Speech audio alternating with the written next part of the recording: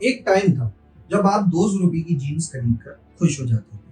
आज सैलरी बढ़ी है तो वही जीन्स 2000 की लेते।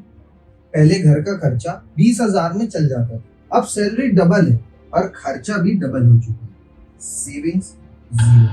अब हर साल सैलरी बढ़ती है और प्रमोशन भी मिलता है, बट हमारा बैंक बैलेंस उतना ही रहा। अब एक सवाल यही है कि हमारे सैलरी के साथ हमारे खर्चे भी इतने बढ़ रहे हैं और ये रेस कभी खत्म नहीं होगी। अब ये है लाइफस्टाइल इन्फ्लेशन। अब लाइफस्टाइल इन्फ्लेशन क्या होता है और ये कैसे बढ़ रहा है, इससे शायद आप भी रिलेट कर पाओगे, क्योंकि काफी ऐसी चीजें हैं जो नॉर्मली लोग करते हैं जिसकी वजह से उनकी सैलरी तो बढ़ रही है, बट लाइफस्टाइल इन्फ्लेशन की वजह से उनका बैंक बैलेंस उतना है या फिर इन्वेस्टमेंट उतनी की उतनी है। अब कैसे लोगों के सैलरी के साथ खर्चा बढ़ रहा है, न्यू गैजेट्स, कपड़े, गाड़ी और ईएमआई बढ़ रही है और एट द एंड इन्वेस्टमेंट और सेविंग कम हो रही है। अब जो मेजर पॉइंट्स हैं उसको लेकर हम आज बात करेंगे कि लाइफस्टाइल इन्फ्लेशन क्या है, ये कैसे हमारी लाइफ में इम्पैक्ट कर रहा है और हम इसको कैसे कंट्रोल कर सकते हैं। तो समझते हैं इस वीडियो में विद योर फाइनेंशियल एडवाइजर। और वीडियो का एक्सपीरियंस बेटर करने के लिए इस वीडियो की स्पीड 1.25x करें।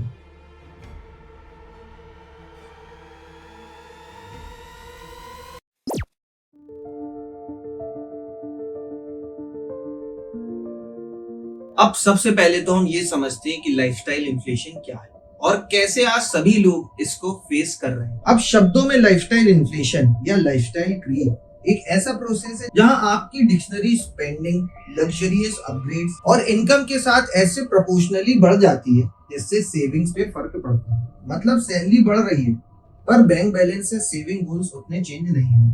अब इकोनॉमिक टाइम्स के एक आर्टिकल में ये चीज मेंशन है कि लाइफस्टाइल इन्फ्लेशन तब होती है जब आपका डिक्शनरी एक्सपेंस आपकी इनकम के साथ बढ़ जाता है ताकि आप एक हाई स्टैंडर्ड लाइफस्टाइल को मेंटेन कर सकें। और सैलरी हाइक के बाद भी at the end of the month अगर आप पैसे के एंड में आते हो तो आपके हाथ में इतना पैसा नहीं बचता। अब लाइव मिंट के आर्टिकल में एक एक्सप्लेनेशन की गई जहां पे लाइफस्टाइल क्रीप एक सब्टल ट्रैप है, वो स्टेप बाय स्टेप बिल्ड होता है और ट्रिगर होता है डिजर्व के माइंडसेट से। एक प्रमोशन या रेस के बाद हम कैपुचिनो शॉप्स स्विच कर लेते हैं, सुपर डीलक्स डिनर पे चले जाते हैं। इनिशियली नॉर्मल लगता है, बट अगर इसी चीज को हम इग्नोर करके इसको अगर हम डेली रूटीन में ऐड कर लेते हैं तो हमारे खर्चे बढ़ जाते हैं एट दी। बिकॉज आप अपने लेवल को ऊपर कर सकते हो बट अपने लेवल को आप अपना सबकॉन्शियस माइंड के थ्रू नीचे नहीं कर सकते। आप अपने खर्चों को मेंटेन करने के लिए और अपनी चीजें जो चेंज हो रही है उसको मेंटेन करने के लिए ज्यादा पैसे खर्चे करते हो। अब इसका मिडिल क्लास इंडिया में इम्पैक्ट क्या पड़ रहा है? इंडिया टुडे ने कवर किया है कि लाइफस्टाइल इन्फ्लेशन सिर्फ खर्चा नहीं बढ़ाता, वो डेट ट्रैप को भी बहुत ज्यादा बढ़ाता है। ये साइलेंट फाइनेंशियल थ्रेट है। सैलरी बढ़ाने के बाद हमेशा सेविंग नहीं बढ़ती। ये हैबिट डेट, श्रिंकिंग सेविंग्स और लॉन्ग टर्म फाइनेंशियल गोल्स को काफी ज्यादा इम्पैक्ट करता है। अब अगर हम एक साइंटिफिक एक्सप्लेनेशन के थ्रू भी समझे तो फोर्ब्स इंडिया में इस ट्रेंड को साइलेंट थीफ कहा गया। Small upgrades like switching from homemade meals to fancy restaurants और mid range gadgets to premium versions starts feeling necessary not optional। लेकिन एक साल बाद जब कांस्टेंट खर्चा सब कुछ ईट अवे कर जाता है तब काफी ज्यादा लोग पैनिक करते हैं। अब आज से आप अपनी लाइफ सिर्फ एक साल पहले शिफ्ट करो जहाँ पे मे बी उस टाइम आपके खर्चे भी कम होंगे और आपकी सैलरी भी कम होगी। तो उस टाइम आप यही सोचते होगे कि अगर सैलरी बढ़ जाएगी तो मैं और सेविंग या फिर और इन्वेस्टमेंट कर सकूंगा। बट अगर हम आज की सिचुएशन में वापस आते हैं तो आज भी वही सेम सिचुएशन होगी जो एक साल पहले थी। वो इसलिए बिकॉज आपने खुद के अपने खर्चे बढ़ा रखे। अब इसके रेड फ्लैग्स क्या हैं जो शॉर्ट टर्म्स में काफी ज्यादा है। सबसे पहला फील करना कि आप ब्रोक फील करते हो इवन व्हेन अर्निंग मोर। अगर आप पैसा ज्यादा कमा रहे हो बट उसके बाद भी आपको लग रहा है कि पैसे नहीं बच रहे तो लाइफस्टाइल इन्फ्लेशन से काफी ज्यादा इम्पैक्ट हो रहा है। सेकेंडली सेविंग परसेंटेज स्टैग्नेंट रहना। सैलरी कितनी भी हो सेविंग इंक्रीज नहीं होती। Thirdly lifestyle needs and wants blur हो जाना। EMIs, subscription, buy now pay later, lifestyle loans होना instead of investments।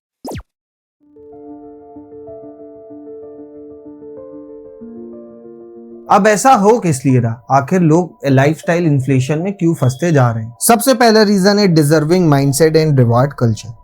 जब सैलरी बढ़ जाती है हम सोचने लगते हैं कि financially I can afford it और इसी चीज को जस्टिफाई करना शुरू कर देते हैं।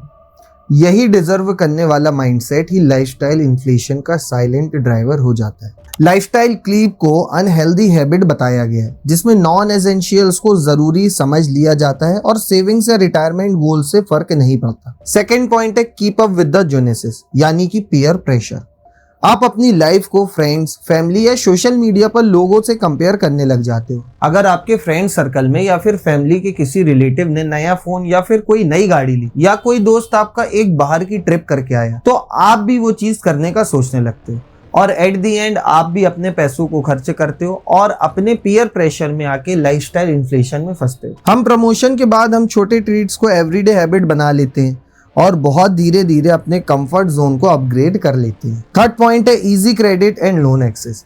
अब credit card, EMIs and buy now pay later में कंज्यूमरिज्म को सुपर एक्सेसिबल बनाया है। इनकम बढ़ा भी तो रियल लगती है, फाइनेंशियल कैपेसिटी रियल नहीं रहती। अब अगर आप सैलरीड पर्सन हो तो आपके फोन में भी दिन के हजारों मैसेजेस या फिर कॉल्स आते होंगे कि आपके नाम पे लोन हुआ है या फिर आप क्रेडिट कार्ड ले सकते हो। ये जितनी भी कंपनी अपने लोन और क्रेडिट कार्ड से आपको पैसा देना इतना इजी बना चुकी है जहां पे ज्यादातर लोग लोन, क्रेडिट कार्ड और ईएमआईज में फंस के रह जाते हैं। बाय नाउ पे लेटर जैसी स्कीम्स में लोग अपनी चीजें पहले खरीद लेते हैं और उसी चीज का पैसा देते रहते। एक चार्टेड अकाउंटेंट ने इसी स्पेंडिंग ट्रेंड को साइलेंट किलर बताया है जिसमें पेरेंट्स के लिए स्कॉल्डिंग्स भी एक लग्जरी बन गया है जो उनके डेब्ट को बढ़ाते जा रहा है। फोर्थ पॉइंट है inflation and lifestyle creep merge. Price भी बढ़ रहा है for food, for rent, for education और कुछ एसेंशियल्स पे ही खर्च नहीं हो रहा है बल्कि लाइफस्टाइल अपग्रेड्स भी मैनेज करनी पड़ रही है।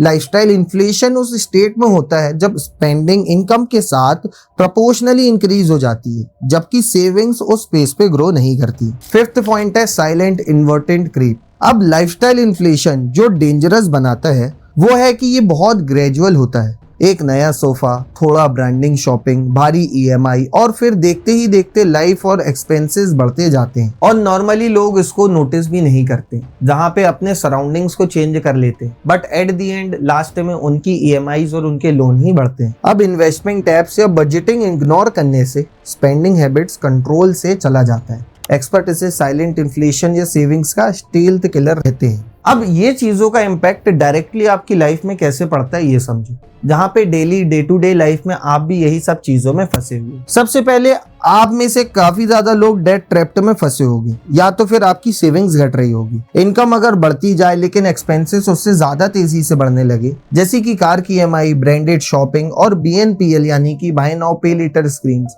सब मिला के हमको डेप्ट में ढकेलते हैं। सीए नितिन कौशिक कहते हैं कि सैलरी 4.5 लाख पर मंथ होने के बाद भी हाई अर्निंग्स भी मिनिमम सेविंग कर पाते हैं क्योंकि उनका एक्सपेंडिचर उनकी सैलरी से काफी ज्यादा बढ़ रहा है। Second point financial stress.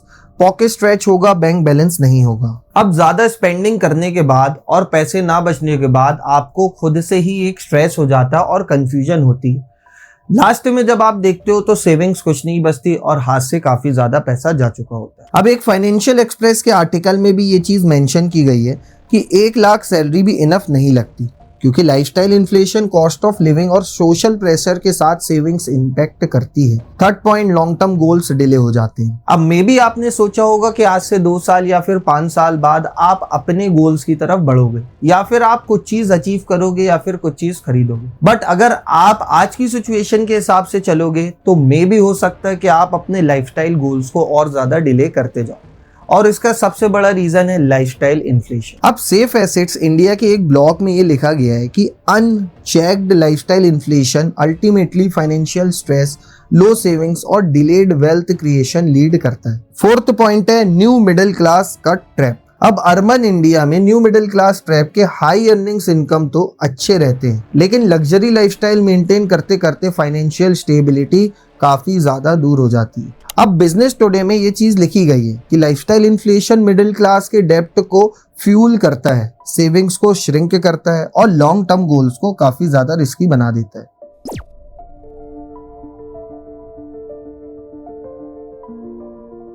अब मे भी हो सकता है कि इस वीडियो को देखने से पहले आप लोगों को खुद भी नहीं पता होगा कि आप भी एक लाइफस्टाइल इन्फ्लेशन के ट्रैप में फंसे हो। अब अगर फंसे भी हो तो इससे दूर कैसे हो सकते हो या तो फिर इसको कंट्रोल कैसे कर सकते हैं ये समझते हैं।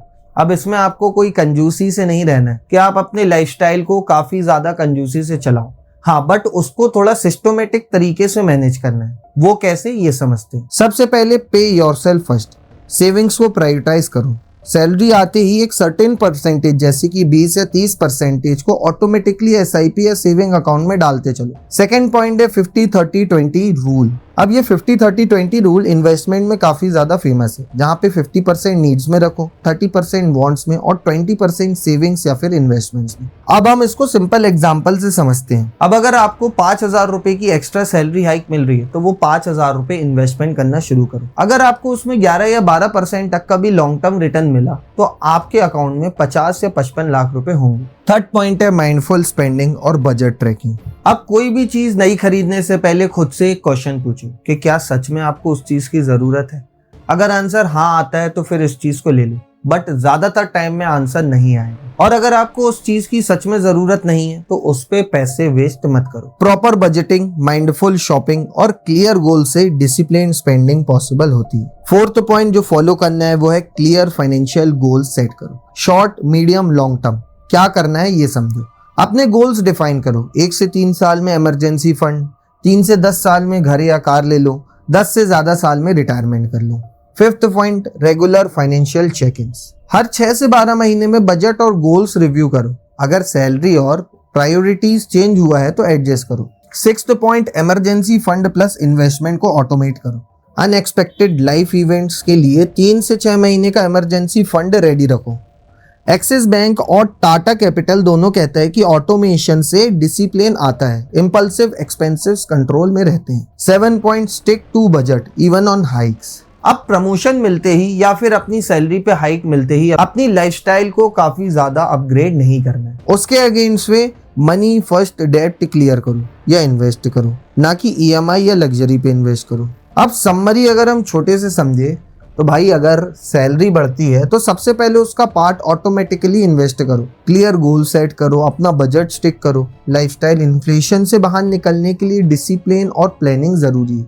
हर रेस को इन्वेस्टमेंट अपॉर्चुनिटी बनाओ, स्पेंडिंग स्प्री नहीं, तभी तुम फ्यूचर के लिए फंड क्रिएट कर पाओगे। अब इसके अलावा एक काफी इंपॉर्टेंट डेटा और देखो। अब ये वो लोग हैं जो वीडियो देखते हैं बस, लेकिन सब्सक्राइब नहीं करते, तो सब्सक्राइबर्स परसेंटेज को ज्यादा करो। अगर आप भी इस चैनल की वीडियो को रेगुलरली बेसिस में देखते हो तो इसको सब्सक्राइब करो। और अगर वीडियो का एक भी पार्ट पसंद आया हो तो लाइक करके शेयर जरूर करना। और हाँ, अगर आप भी इन्वेस्टमेंट करना चाहते हो और सही तरीके से करना चाहते हो तो स्क्रीन में आ रही ये वीडियो को जरूर देखना, जहाँ इंडिया के टॉप के 1% लोग कैसे इन्वेस्ट करते हैं ये आपको पता चलेगा। और अगर आपको इन्वेस्टमेंट ऑटोमेशन के साथ करना हो, यानी कि एआई की हेल्प से, तो स्क्रीन में आ रही ये वीडियो को जरूर देखना। So bye bye and have a great life.